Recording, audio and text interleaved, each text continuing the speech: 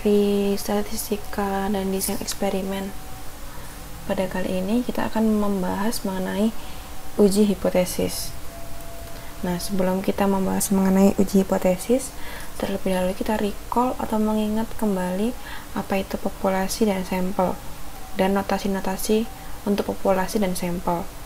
Nah, populasi itu banyaknya individu, di mana banyaknya individu itu dilambangkan dengan N besar atau N kapital pada suatu besaran wilayah. Nah, rata-rata populasi itu dinotasikan dengan mu, simpangan baku populasi dinotasikan dengan sigma, proporsi populasi dinotasikan dengan P. Nah, kemudian sampel adalah bagian dari populasi, di mana bagian yang diambil dari populasi atau jumlah sampelnya dinotasikan dengan N kecil. Untuk rata-rata sampel adalah X bar, simpangan baku sampel adalah S kecil, dan proporsi sampel adalah P.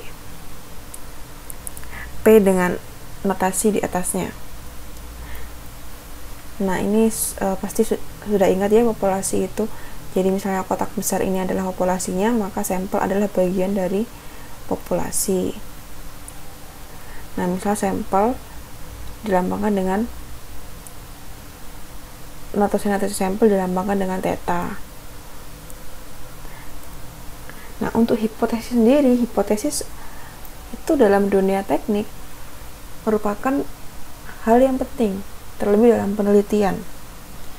Jadi, gunanya apa? Gunanya hipotesis adalah untuk memberi pernyataan apakah suatu keputusan itu dapat diterima atau ditolak.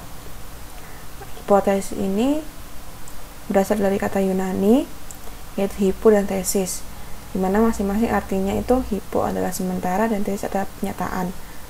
Sehingga jika digabungkan, hipotesis adalah pernyataan sementara.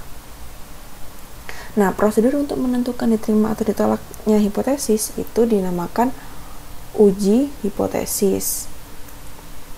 Nah, uji hipotesis itu terdiri dari dua elemen, yaitu ada hipotesis 0 dan hipotesis alternatif, atau dinotasikan dengan H0 dan H1. H0 itu hipotesis yang akan diuji, sedangkan H1 adalah kesimpulan yang diambil apabila H0 ditolak. Untuk uji hipotesis sendiri itu ada dua, yaitu satu arah dan dua arah. Nah, sifat H0 dan H1 ini itu adalah berkebalikan. Jadi, misal untuk uji hipotesis satu arah, nah satu arah bagian kanan, satu arah bagian kanan, berarti yang di bagian kanan ini adalah wilayah yang ditolak, wilayah H0 yang ditolak. Artinya apa? Ketika H0 ditolak, maka H1 diterima. Jadi H0 dan H1 ini saling berkebalikan. Nah, ketika uji hipotesis satu arah di bagian kanan, maka wilayah yang diterima otomatis adalah di bagian kirinya. Jadi ketika satu arah di bagian kanan, maka yang di bagian kanan itu H0 ditolak, dan yang di bagian kiri itu H0 diterima. Nah, ciri-cirinya bagaimana? Ciri-ciri diterima atau ditolak? Ciri-ciri dari satu arah bagian kanan. Ketika di bagian kanan, maka untuk H0, untuk H0-nya itu theta sama dengan theta 0, dan untuk H1-nya theta sama dengan theta lebih dari theta 0. Jadi kalau lebih dari theta itu apa? Theta itu adalah sampelnya. Jadi sampelnya itu entah rata-rata atau standar deviasinya atau proporsinya. Ketika sampelnya sama dengan sampel yang diuji, maka itu adalah H0. Nah, jika lebih dari, maka itu H1. Nah, kalau lebih dari itu otomatis dia satu arah di bagian kanan. Berarti kalau kurang dari itu satu arah di bagian kiri. Nah, tadi satu arah di bagian kanan, sekarang satu arah di bagian kiri. Kalau satu arah di bagian kiri, otomatis H1-nya adalah kurang dari. Nah, kalau di bagian kiri berarti bagian kiri yang H0-nya ditolak dan bagian kanan yang H0-nya diterima. Jadi kebalikannya untuk satu arah.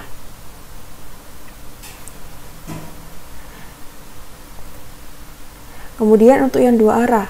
Kalau dua arah berarti hipotesis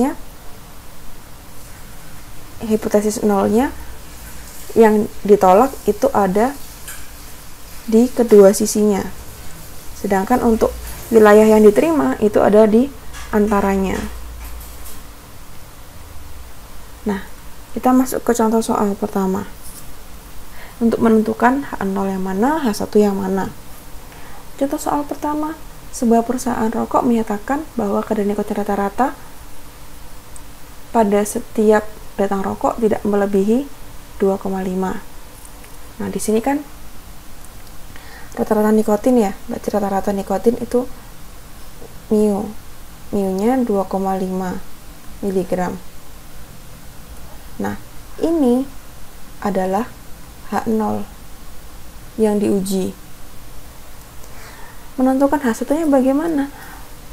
Sebelum menentukan H1, kita harus lihat dulu. Setelah pernyataan kadar nikotin rata-rata itu ada pernyataan apa lagi? Tidak melebihi 2,5. Berarti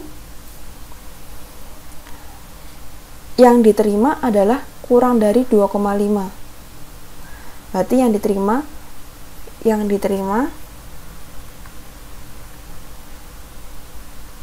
itu tidak lebih, berarti kurang dari 2,5 mg. Nah, tadi H0 itu kebalikan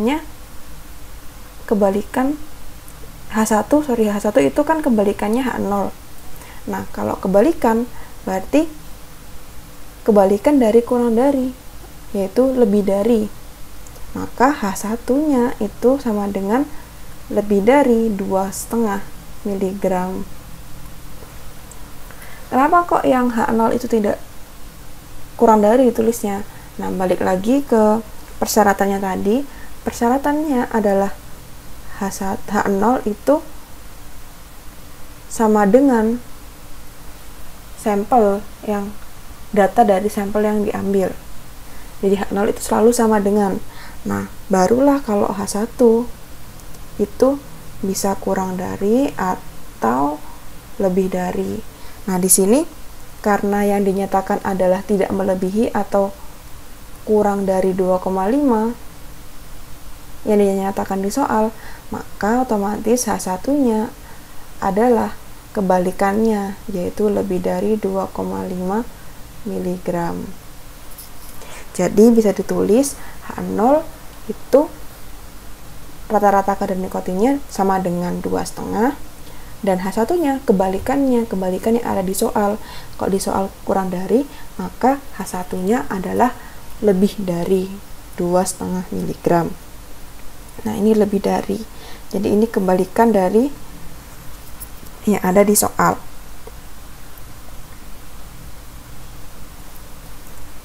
Nah, contoh selanjutnya, misal agen perumahan menyatakan 60% di antara semua rumah yang baru selesai dibangun adalah rumah dengan 3 kamar tidur. Untuk menguji pernyataan ini, maka akan diperiksa proporsi rumah. Proporsi tadi kan P ya notasinya. Proporsi rumah, nyatakan hipotesis 0 dan alternatif. Maka ini kan sama dengan proporsinya berapa? 0,6 ya.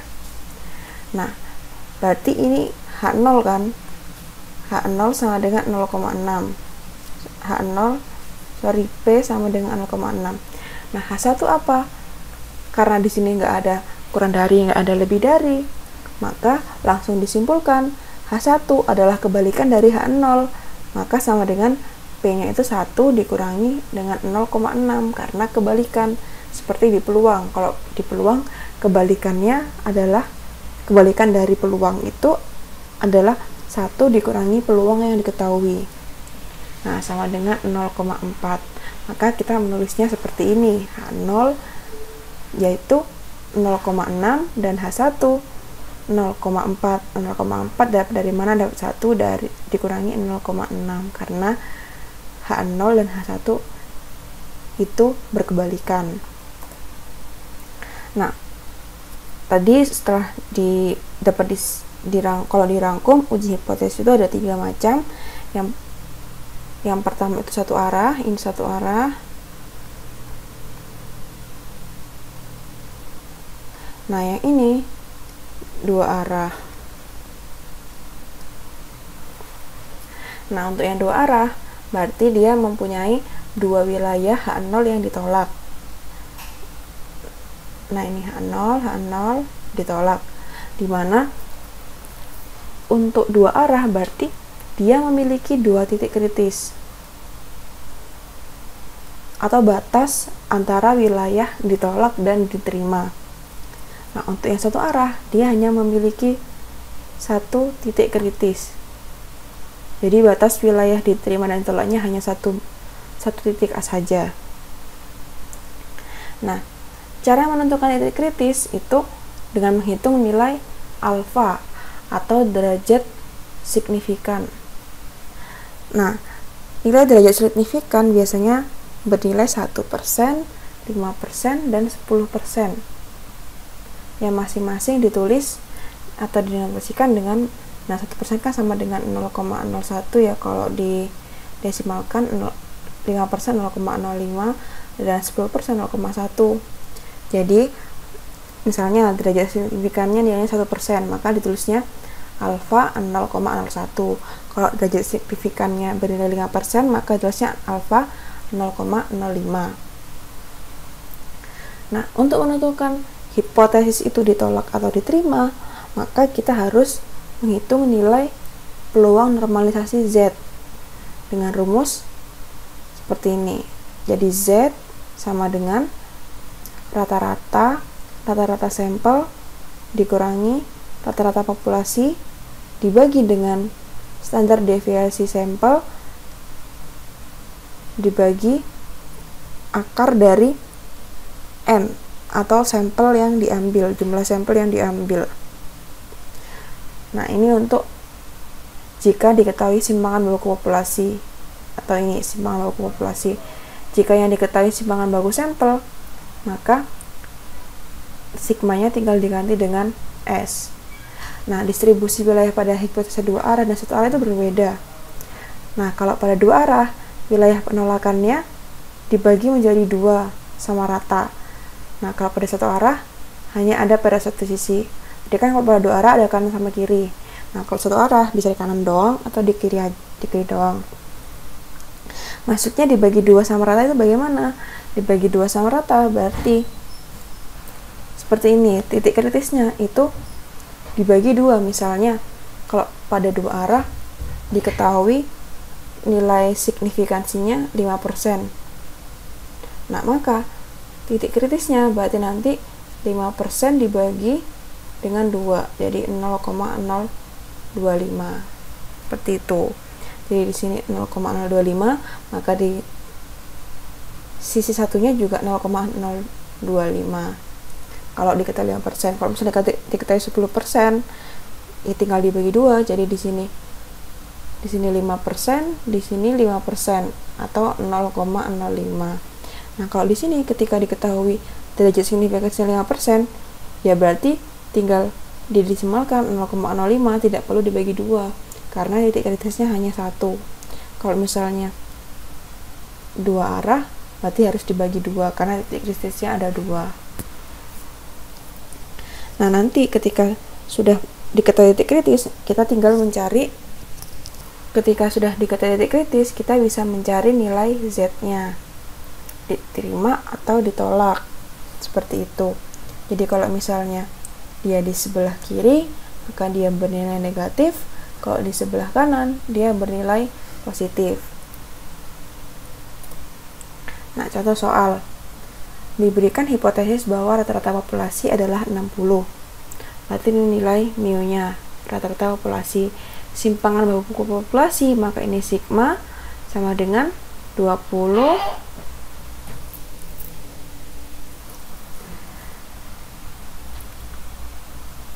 per pertanyaannya untuk menguji hipotesis tersebut diambil sampel secara acak sebanyak 100, n-nya 100. Apabila derajat signifikasinya 5%, maka hitung titik kritisnya, berarti alfanya 5% ya. Nah, perhitungan ini merupakan hipotesa dua arah, yaitu kenapa kok bisa dua arah? Karena dia kan diketahui rata-rata populasinya 60. Nah, setelah itu dia tidak ada kriteria lainnya, apakah dia lebih dari atau kurang dari.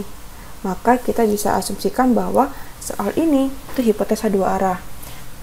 Jadi bisa diingat kalau misalnya setelah diketahui kriteria rata-ratanya, dia tidak ada kriteria lebih dari atau kurang dari, maka kita bisa simpulkan bahwa ini adalah hipotesa dua arah. Jadi kalau misalnya H0-nya itu 60, maka sudah pasti H1-nya tidak sama dengan 60. Maka ini adalah memenuhi syarat uji hipotesa dua arah, karena dia hanya ada kriteria kalau enggak 60 ya tidak sama dengan 60, karena di soal tidak diketahui kurang atau lebihnya. Misal kurang dari 60 atau lebih dari 60 seperti itu. Nah, maka kan yang diketahui tadi ada mu, ada sigma, ada n atau jumlah sampelnya. Nah, tadi kan sudah kita asumsikan bahwa ini tuh hipotesa dua arah karena tidak diketahui kriteria lainnya, yaitu lebih dari atau kurang dari. Maka sudah pasti kita bikinnya H0 itu 60, H1-nya tidak sama dengan 60. Kemudian tadi kan nilai alfanya sama dengan 5%. Maka titik kritisnya, nah karena ini dua arah, maka titik kritisnya adalah 5% dibagi dengan 2, yaitu 0,025. Nah, titik kritis berarti 0,025. Nah, kita nyari di tabel ini namanya tabel t-test distribution. Jadi untuk mengetahui nilai Z-nya, ini untuk tahu nilai Z, caranya ketika sudah diketahui titik kritisnya yaitu 0,025, kita cari di sini ini nilai alfa 0,025. Ini 0,025. Kemudian ini adalah derajat kebebasan. Kita menentukannya derajat kebebasannya adalah yang tidak terbatas atau tidak terhingga. Nah, ketika derajat kebebasan yang tak terhingga, maka kita tarik dengan 0,025 di sini, lurus, ini juga lurus ke sini, maka ketemulah 1,96. Nah, ini adalah nilai Z untuk alfa 0,025. Nah, tadi karena dua arah, maka dia ada yang nilai positif dan ada nilai negatif. Kalau kita kembali lagi, nah untuk yang dua arah, Z-nya ada dua nilai, yaitu negatif dan positif. Nah, negatif dan positif, berarti Z-nya ada yang negatif, minus 1,96 dan positif 1,96. Kemudian, kita hitung nilainya. Nah, tadi kan Z-nya ada negatif dan ada positif ya.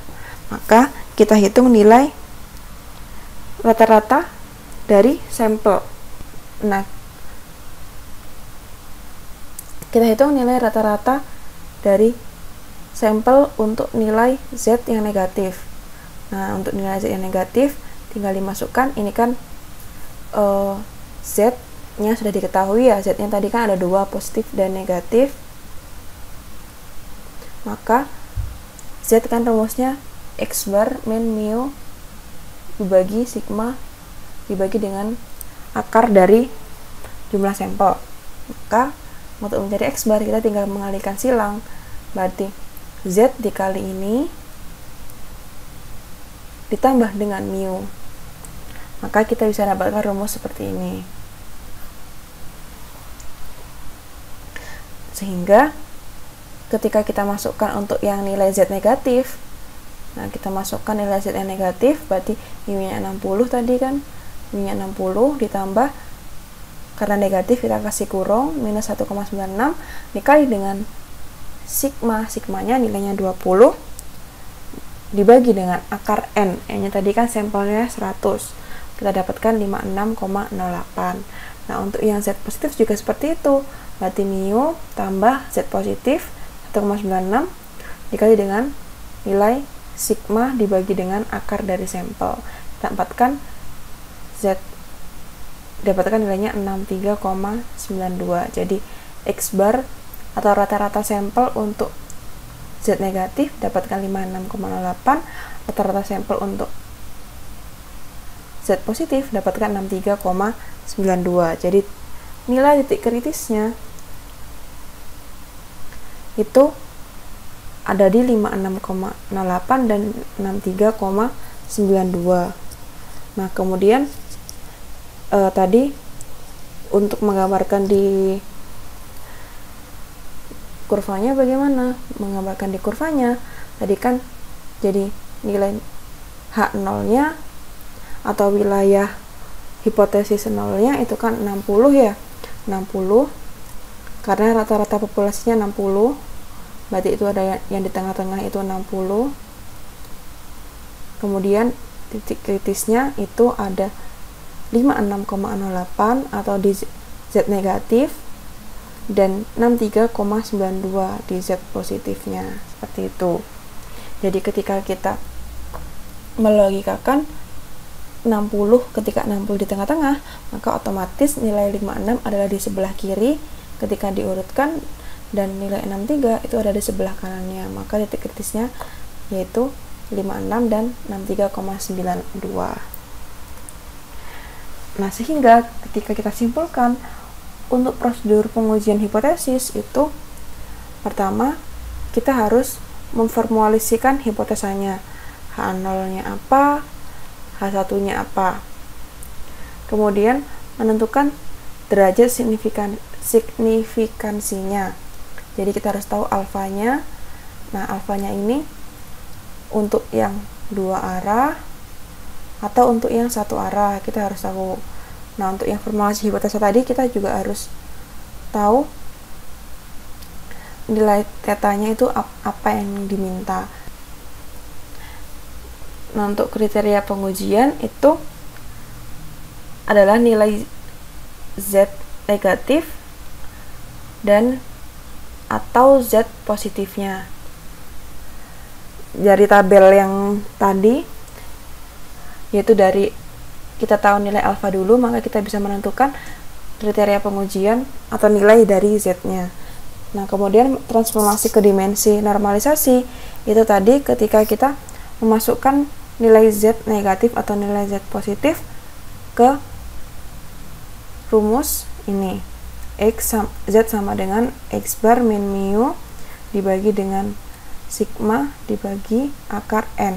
Jadi untuk mencari nilai X barnya, nah itu mentransformasikan nilai Z-nya, tentukan diterima atau ditolak. Itu berarti apakah nilai X barnya itu ada pada rentang titik kritisnya. Ini untuk yang dua arah, atau nilai X barnya itu lebih atau kurang dari titik kritis untuk yang satu arah. Nah, contoh soalnya, sebuah perusahaan memproduksi piston dan meramalkan dapat menghasilkan rata-rata 150 buah piston per bulan, berarti rata-rata adalah mu.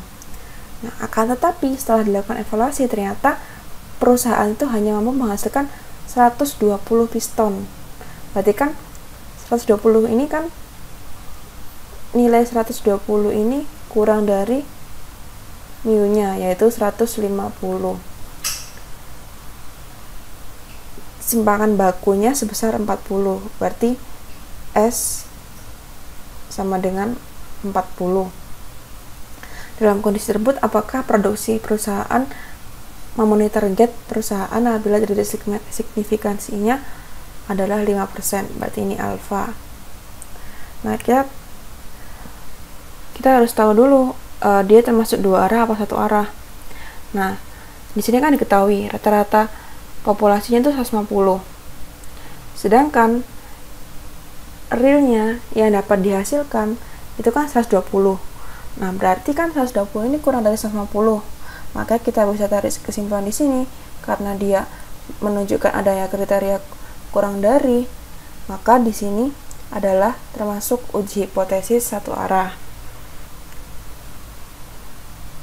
Nah, berarti tadi kan mu diketahui, X bar diketahui, N-nya diketahui 30, atau tadi itu 1 bulan.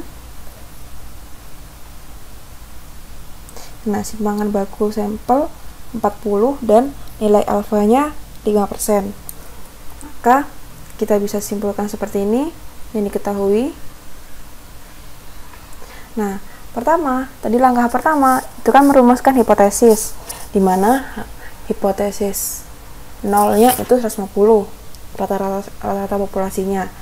Nah, kemudian H1 kan kebalikan dari H0. Berarti ketika H0 yang diterima 150, maka yang ditolak adalah kurang dari 150. Nah, tentukan titik kritis. Pertama, derajat signifikansinya tadi kan 5%. Berarti 0,05. Maka titik kritisnya itu adalah alfa 0,05. Kemudian, menentukan kriteria pengujian atau menentukan nilai Z-nya. Nah, tadi kan di hipotesisnya itu kan H1 atau hasilnya kan kurang dari 150. Nah, karena dia kurang dari, maka kita simpulkan bahwa dia satu arah di sebelah kiri karena kurang dari. Kenapa kok kita bisa menentukan H1-nya itu kurang dari? Karena tadi kan rata-rata yang diminta adalah 150 per bulan. Nah, sedangkan yang di realnya tadi kan 120 kan. Otomatis kalau di logika dalam sebuah perusahaan ketika yang diminta 150, berarti kan kalau misalnya produksinya lebih dari 150, dia semakin baik. Nah, ketika dia kurang dari 150, maka produksinya itu akan ditolak. Maka dari itu H1-nya atau hipotesis alternatifnya itu adalah kurang dari 150. Berarti dia yang ditolak ketika minimum, berarti ketika yang diminta 150, maka minimal yang diminta adalah 150. Ketika kurang dari, maka dia akan ditolak.